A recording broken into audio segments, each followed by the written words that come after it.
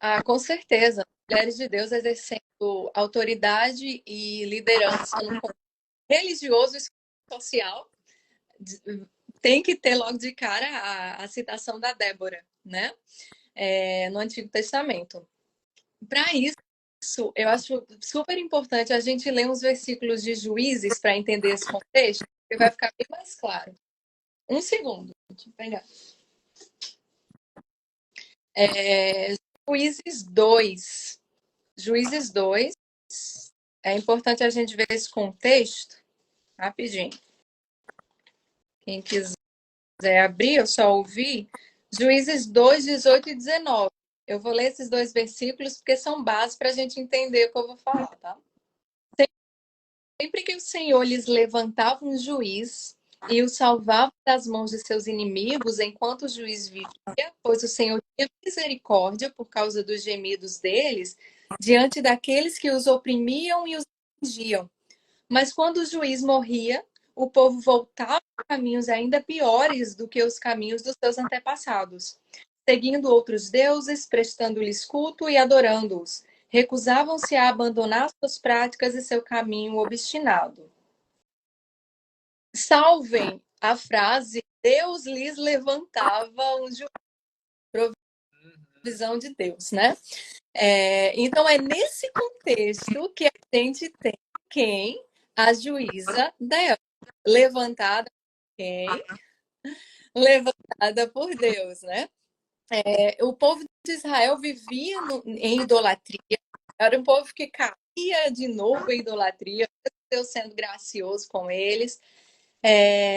E a Débora era uma profetisa que, obviamente, anunciava o que? A palavra de Deus. Assim como Isaías, Jeremias e outros profetas, da mesma forma.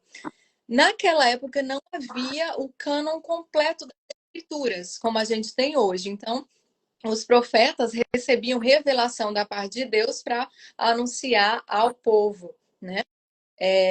E além desse papel, a Débora também tinha o papel de juíza de Israel. Ou seja, o povo de Israel ia até ela em busca de soluções para diversos problemas na área relacional, né? Na área legal, social. E ela ouvia e aconselhava, né, essas pessoas. E é a gente ouve, né, hoje em dia, machistas mesmo, porque é um discurso machista na nossa época, dizer que Deus levantou Débora, Israel, que entra nessa história também, né? Porque os homens se omitiram, os homens não tinham homens, né? Foram omissos, mas a Bíblia não diz, né? A Bíblia não diz. Pelo contrário, né?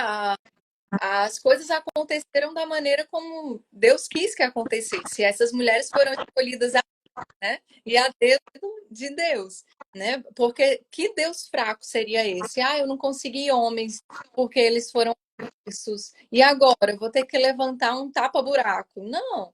Deus é soberano e a vontade dele prevalece sobre a vontade humana, né? Jonas se esquivou da vontade de Deus, mas foi no ventre do peixe, mas foi porque assim quis que fosse, né? Senão a gente vai excluir, vai ferir a soberania de Deus, né? E a gente tem que ter cuidado com isso e tem que reformar que entra nas conversas, né? Foi porque os homens se omitiram. Não, foi porque Deus quis mesmo usar a Débora. A Débora estava errada e nem na posição errada. Pelo contrário, ela foi uma excelente juíza, né? E uma profetisa usada por Deus, o que ela falava se cumpria, não é verdade? E Baraque, o absurdo que eu acho é que chamam Baraque até de medroso. Baraque é o que foi na guerra ali, de que só ia se fosse com Débora, né? Queria estar com Débora. E, e a situação de Baraque, né? Baraque que tinha ali um exército adversário muito, muito mais forte, né? Eram 900 carros ali do exército adversário, do comandante Císera, que derrubariam muito os 10.000 soldados que estavam acompanhando Baraque, mas ele mesmo assim, e ele obedece, mesmo sabendo que Débora já tinha profetizado, que ele não seria vitorioso no final sobre a vitória maior não seria dele, né? Seria de uma mulher, né? Seria de outra pessoa ali, seria de uma pessoa totalmente improvável a Jael, né? Mas mesmo assim, Baraque enfrenta, Baraque vai à luta, ele faz lá o papel masculino, né? De guerrear, ele quem vai, mas sob a liderança, ele estava sob a liderança de Débora. E o que fica claro aqui é a admiração e a confiança que Baraque deposita em Débora como uma mulher de Deus. Se Deus estava com ela, ele queria estar com ela, né? No final das contas dessa história, a gente tem três heróis humanos, digamos assim, né? Que é Débora, Baraque e Jael. E Jael é quem acaba por matar o Císera, né? O maior adversário do povo de Deus naquele momento. E, e assim, aí tem gente que vai dizer, não, mas isso é exceção. Só que a gente vê no Novo Testamento também mulheres como Lídia, né, que era uma empreendedora bem-sucedida, né?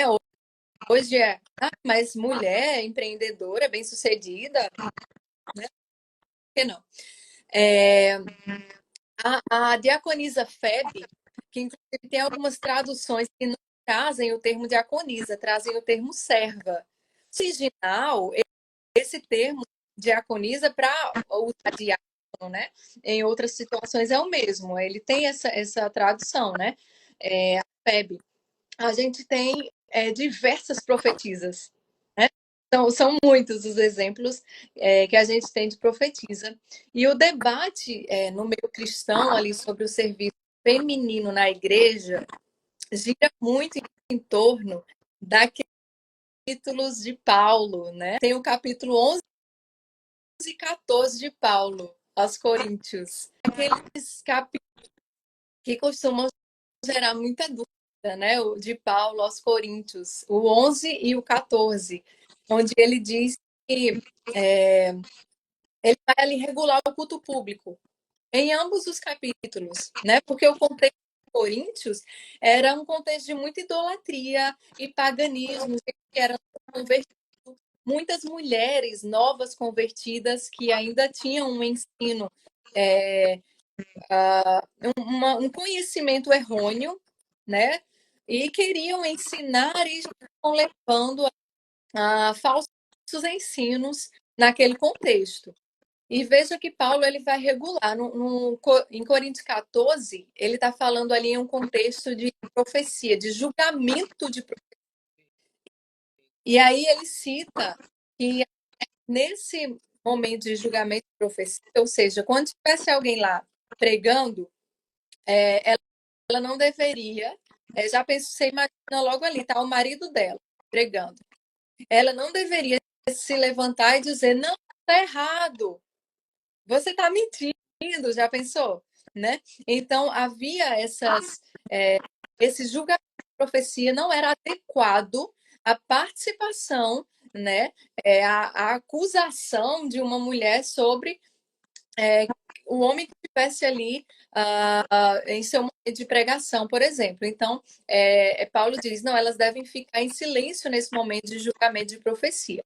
Aí há um grupo, né, que generaliza isso e diz que a mulher não tem voz ativa, não pode falar no culto público, né? E isso seria uma total contradição com o que o próprio Paulo, nesse mesmo livro, para essa mesma igreja, vai falar em 1 Coríntios 11, um pouquinho antes. Ele tinha dito o quê? Que a mulher que ora ou profetiza deve estar usando o véu, que era o quê? Naquela cultura simbolizava modéstia feminina, reverência, né? Um comportamento de respeito, né? Esperado para uma mulher cristã. E aí me falem como uma mulher que ora ou profetiza, que deveria usar o véu, parte daquela cultura, no culto público, como era que ela ia fazer isso em silêncio? Ou no quarto dela, ou na salinha das crianças, se é que existia, né? Não faz sentido, é uma total contradição. Então é mais fácil a gente entender o contexto ali do julgamento de profecia, que era uma coisa, e o contexto de participar do culto, orando, pregando, né, falando, é uma outra situação. E ali elas deveriam usar o véu, que é uma parte da cultura que simbolizava a questão da modéstia, da reverência, e inclusive a submissão também à organização que Deus fez dentro do casamento, ali ao seu esposo, né? E no contexto da igreja, ao seu pastor, né? Aí, como hoje a gente tem esses excessos, né? E aí a gente tem sempre alguém que fala, não, mas na época bíblica as mulheres podiam profetizar, assim como os grandes profetas, né? Isaías e tal. Mas aí depois, agora com o cânon completo, com as escrituras de Gênesis e Apocalipse, as mulheres não podem mais falar a palavra de Deus ao povo, né? Então eu fiz essa pergunta, como assim? Há um pastor conhecido, claro que eu não vou citar o nome dele, mas é um pastor que gosta muito de transformar aspectos secundários da fé cristã, né, em dogmas, em doutrinas essenciais da fé cristã. Eu fiz essa pergunta. E aí, ao invés de explicar o contexto, se considerar contextos bíblicos, né, e explicar o texto, ele se pautou na tradição da igreja, né? Como aceitando a tradição como um dogma, né? Isso é bem assim pré-reforma, né? Digamos assim. Mas o que que a gente vê na Bíblia? Que Paulo trabalhou com mulheres. Ele cita muitas delas. Ele vai agradecer a tantas. Ele delegou a mulheres tarefas de levar suas cartas. Mulheres estabeleceram igrejas em suas casas. E hoje alguns querem desqualificar metade ou mais da metade da igreja, né? Tem uma autora que fala que eles amputam o corpo de Cristo forte, né? Com regras totalmente arbitrárias. E aqui, só para concluir essa parte do véu, seria engraçado se não fosse trágico, mas acontece em algumas igrejas que a mulher que se dedica à teologia das escrituras e é uma mulher piedosa, ela acaba sendo proibida de pregar, enquanto aquelas que não, não são muito dedicadas às escrituras vão para a igreja semi-nuas e tá tudo bem. Olha só, Paulo falou o quê? Que era para usar o véu, que era para usar de modéstia e falar a palavra de Deus. Não é para deixar de falar a palavra de Deus e faltar conferência. Um equívoco muito grande, né? Vamos voltar ao que o Paulo falou. Vamos ter reverência diante da palavra de Deus e vamos falar a palavra de Deus com esse véu, né? Com essa reverência, com essa modéstia. Ah, também na questão de Paulo, né? Ele aconselha a todos buscarem os melhores dons, né? A buscarem o dom de profecia, né? E aí, 1 Timóteo 2 é que muitos falam assim, não, mas Paulo disse que a mulher aprendeu em silêncio, né? Não tem o texto de 1 Timóteo. E aí, quando a gente vai fazer, e eu fui atrás, né, de entender, é claro, como uma mulher envolvida com o ensino, eu queria entender essa palavra, esse texto, para ser fiel às escrituras, né?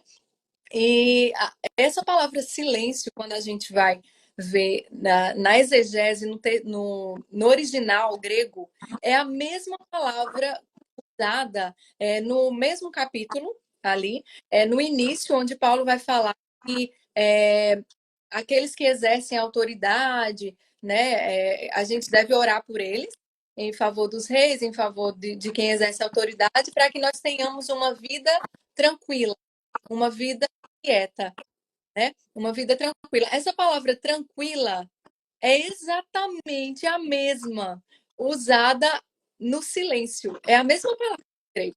Só que a nossa tradição, a tradução trouxe silêncio para as mulheres e quieta para o versículo que está em cima no capítulo para a vida.